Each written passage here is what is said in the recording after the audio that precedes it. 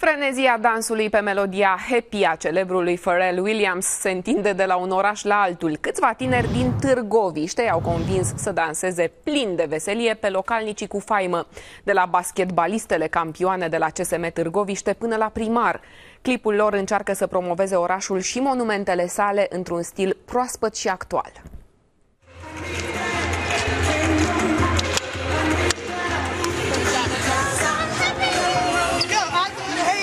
Basketbalistele campioane de la CSM Târgoviște n-au avut nevoie de duble.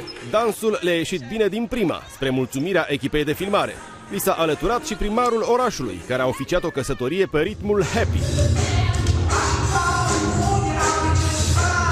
Pentru că vorbim despre Târgoviște, marea vedetă a fost Turnul Chindiei, prezentat de cunoscutul tenor Vlad Miriță. Cântăreața Simona Nae a dansat la înălțime, iar majoretele de la Dracula's Girls s-au mișcat cum au știut mai bine.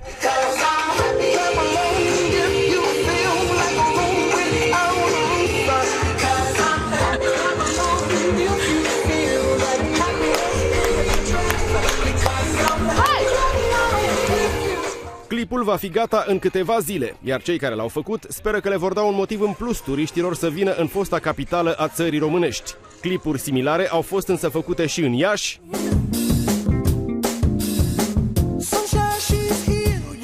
Ploiești